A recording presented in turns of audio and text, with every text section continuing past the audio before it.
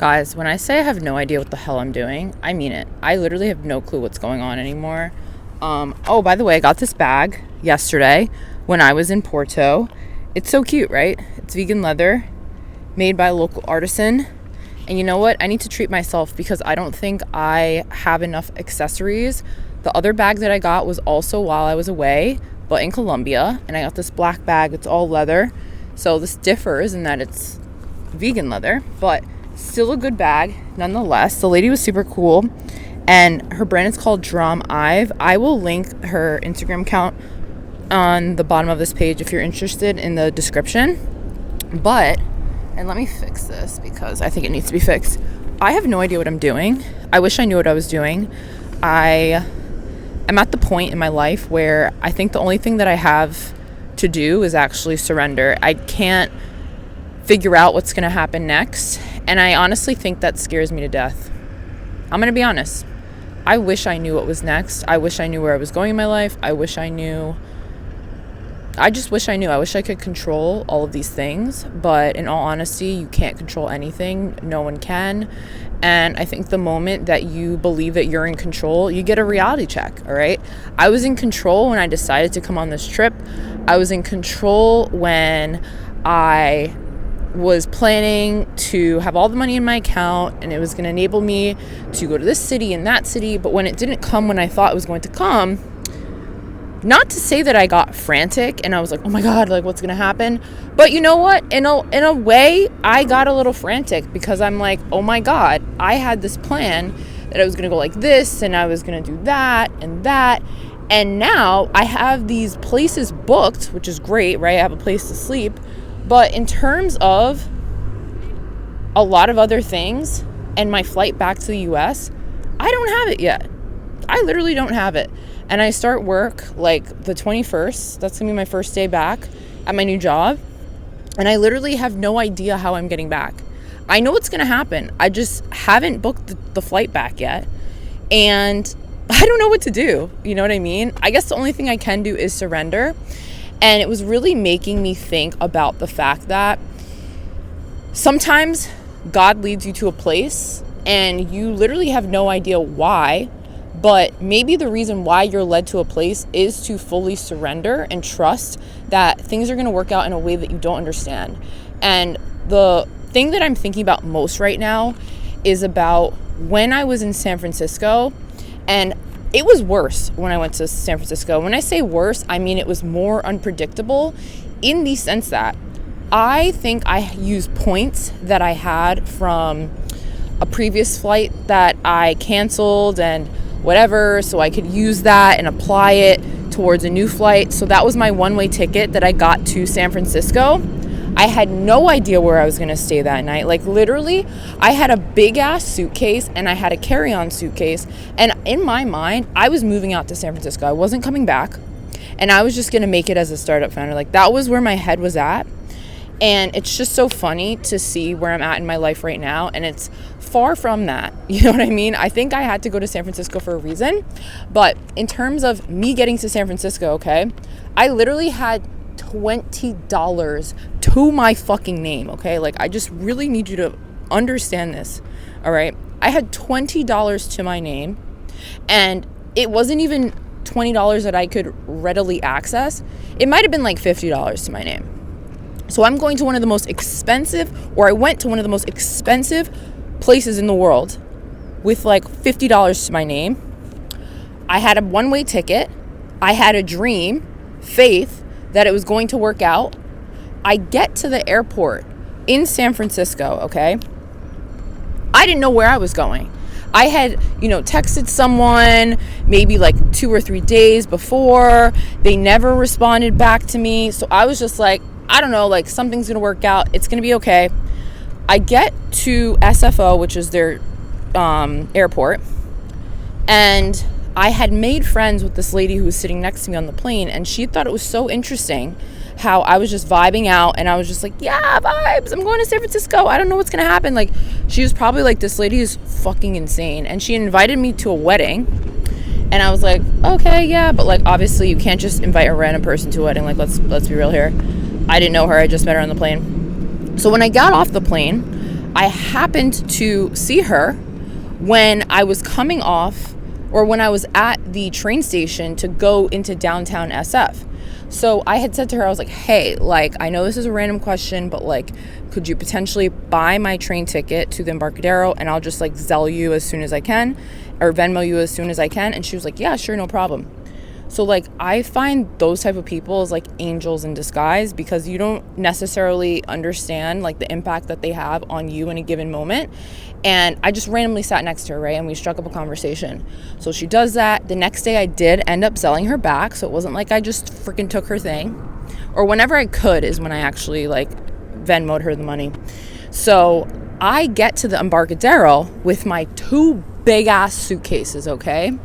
And I'm just walking around, and I think a lot of people in SF are very, very used to the fact that you see people walking around with suitcases because there's a large homeless problem there.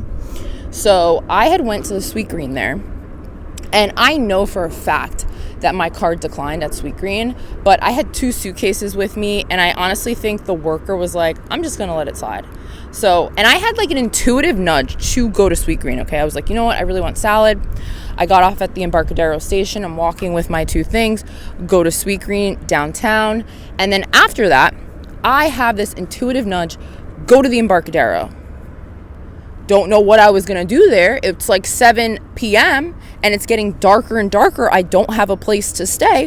What the hell am I going to do at the Embarcadero with no place to stay with 2 suitcases? All right. So I walk there with my 2 suitcases. And at this point, I'm like, fuck, like, am I just going to sleep on the street tonight? Like, what is going on here? So I just remember completely surrendering. And at this point, I start writing in my journal, because I'm like, I mean, there's nothing I can actually do anymore. All of what I can do is actually exhausted at this point.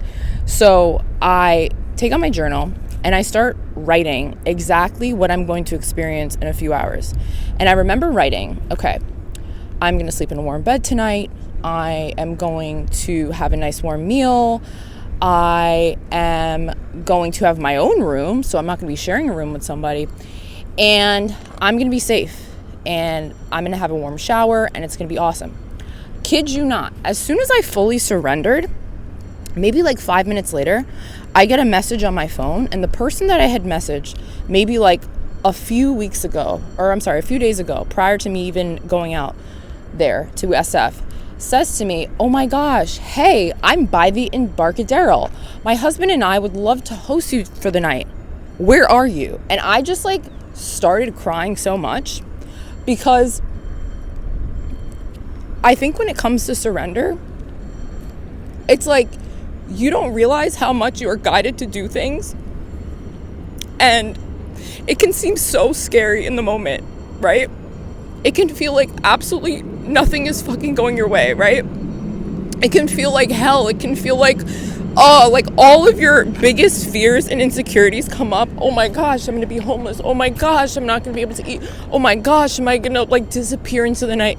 Like all these things come to the surface, and when you finally just you let it go, and you realize you would not be led to do something if it was not for a reason. If you truly are being led somewhere, if you're truly being guided to do something and your intuition is saying, do this, it is for a reason. Sure, I didn't last in San Francisco forever, but I had a very magical experience there. I had a very interesting experience there.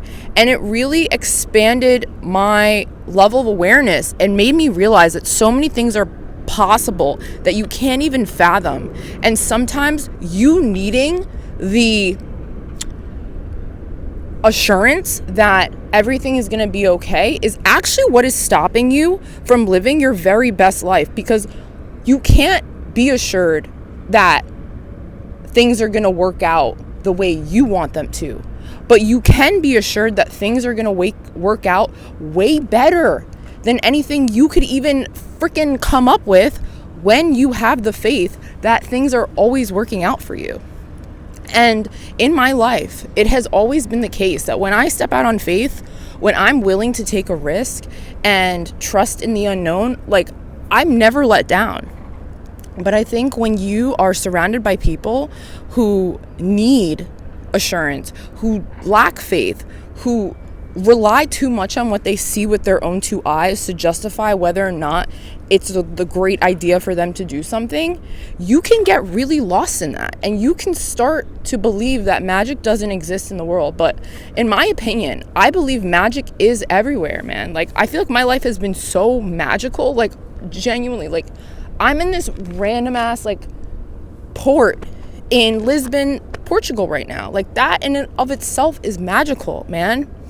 And I'm so grateful for that. Like, I just want to cry. Like, dude, like, that's freaking amazing. Like, you don't have to live a regular life. You don't have to do things by the book.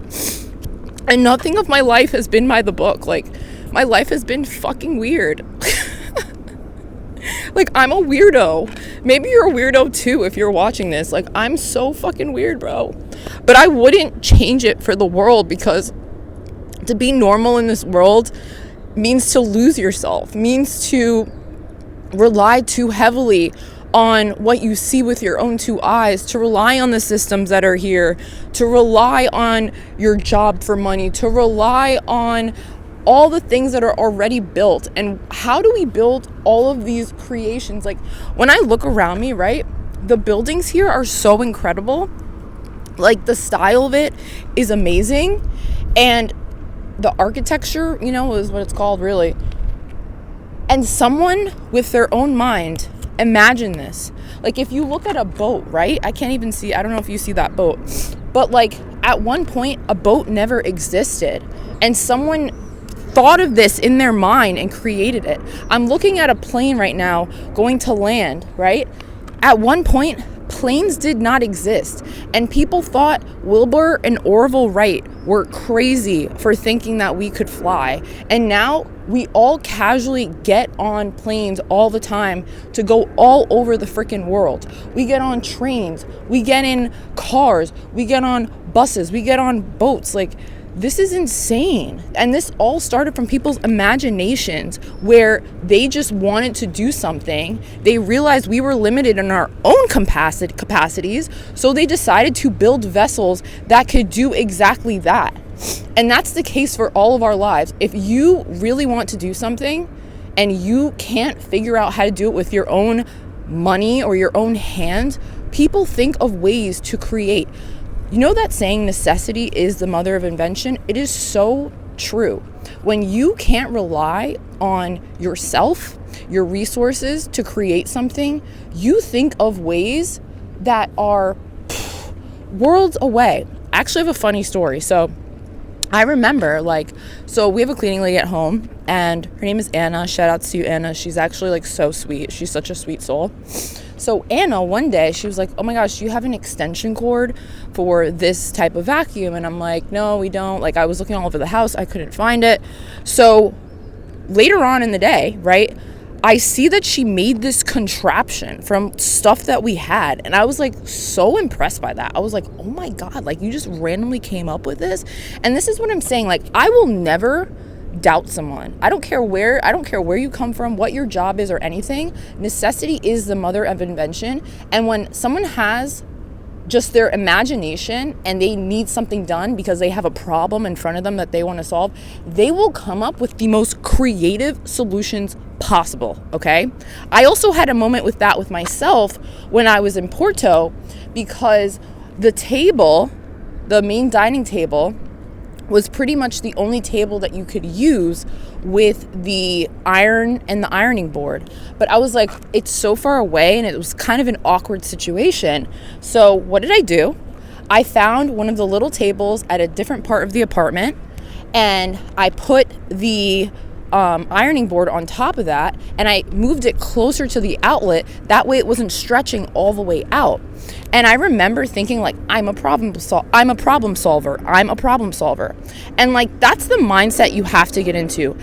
How can you be a problem solver in your life? How can you surrender to whatever is in the general moment of what you're experiencing and trust that there's a way to solve this problem? Maybe it's not the way you think. Maybe it's a different way, and it usually is. Maybe it's going to be a divine insight that you get that's going to be the way that you solve your problem. But you have to, at some point, surrender to the problem and trust that the solution already exists and let it go. Stop trying to, with your hands and with your resources, figure the problem out. Leave it alone. It's okay. You don't have to have all the answers right now. I think sometimes the best way to solve a problem is actually to say to yourself, I know there's a solution to this problem. Let it go on a walk, do something fun, like literally completely let it go out of your mind. Because when you're not thinking about how to solve the problem and you trust that the divine is going to give you a solution, things happen so much quicker than they would if you were mulling on this problem. Oh my God, this is a huge problem. I need to solve it. Oh my, what am I going to do? It's so hard. It's only as hard as you believe it is to solve. And I think that's a major lesson that I'm learning here. I think I'm trying too hard to solve these problems that I'm being met with. And I need to stop doing that. I need to just freaking live my life. And I need to let it go, because whenever I let it go, I let it flow and things magically happen. Because that's how it's supposed to happen. But we are just too caught up in ourselves. And we think that if we're not the person solving the problem right now and here, then it's never going to get solved. But it's genuinely not the case. Also, look, I got this new hat today because I'm like, you know what? I'm chilling here. I can afford this. Why would I not get a hat that I like? And I think that's another aspect of this. You can't get too caught up in the mindset of lack. You can't believe that your resources are limited, because think about it. God literally created all of this. Obviously, people were used to help manifest this, but like the trees, the fruits, the water, like there's so much water. Like I could take a bucket out of this water, it wouldn't even make a dent. Like there's truly so much abundance around us. And I think we have all been led to believe that we have to operate out of scarcity. But I think operating out of scarcity only helps certain people, certain individuals, certain institutions. And you have to think, why is it that they prosper when we feel scarce, when we don't know our power? That's a real question to ask. And that's something that I've personally been trying to figure out. And I think when you feel like everything's scarce, you're scrambling. Oh my God, I have to get that last thing, because if I don't, I'm not going to eat. If I am not selfish right now, then how am I going to get what I need to get? But it's a really bad mindset to have, because it connects you from people. It disconnects you from source, right? And source literally has everything that you could ever need in your life. And we've been led to believe that you can only access that if you are so perfect and you've never sinned. But in all reality, we all sin. Like, dude, I was drinking earlier today in Lisbon. I smoked a spliff today too. Like, I'm gonna be honest. Like, I'm not a perfect specimen whatsoever. Do I aim to be healthier and healthier every single day? Absolutely yes. But if I'm on vacation and I'm enjoying life, like, sure, I'm gonna live a little, and you should live a little too, and you shouldn't feel bad about it. You shouldn't feel like you have to be perfect. Obviously, work towards being the very best you that you can be. But if there are times when you feel like you want to have a good time, like, it's okay. And an experience I had with my family in Lisbon is that I have one family member who's like, actually, it's not just one. I have a few family members who are extremely judgmental. And I see how limited of a life that they live as a result, because they are judging themselves the most harshly. And that's the thing with judgmental people, right? They judge themselves harder than they judge anyone else. And I think that's one of the major reasons why I just wasn't into the whole, religious thing, because it felt so restrictive. Like, if I did this, I'm going to hell. If I did that, I'm going to hell. It's like, damn, I can't do anything. Like, I might as well just sit here and stare at the wall. But like, that's not living. You have to live. You have to move out on faith. You have to trust that if you are being guided to do something, it is for a reason. You have to surrender to the process of life, because that is truly the only way that you will ever live a great life. Like, stop putting yourself under this intense ass microscope. Like, I promise you, you're not special. And that should make you feel so happy. Most people are so focused on themselves. They're not focused on you. They don't care what you're doing because they are busy thinking that everybody cares what they're doing. How crazy of a concept is that? Like, it's insane. And I think that should be the biggest weight that is lifted from you. No one cares about you as much as you think that they do. They don't. So surrender to your life. Live your life and trust that everything is working out for you. Because it is. Even if you don't understand it in the moment, there's going to be a moment in the future where it's going to be like, oh, okay, that's why this happened. That's why that happened. Oh, it kind of sucked in the moment, but now I can see how me going through that led me to where I am now. And it makes sense. And I also think there's something to be said that we do have karma and like things that our soul has to work through, like a soul contract in this life. And that's fine too. Like, the only thing you can do is literally surrender to whatever that is, right? If you can't change it because you signed a soul contract before you were even born here, you might as well enjoy the ride, right? You might as well enjoy it. Just like this boat over here has passengers, be a passenger of life instead of trying to be ridden by life. Because it sucks. It sucks to feel like you have to carry the weight of life as opposed to you riding the flow of life. I'm so happy that I did this video. It feels like a surrender in and of itself because, again, I'm not in control. You're not in control. We're not in control. We're just passengers here. We're in our school. We don't know what's really happening.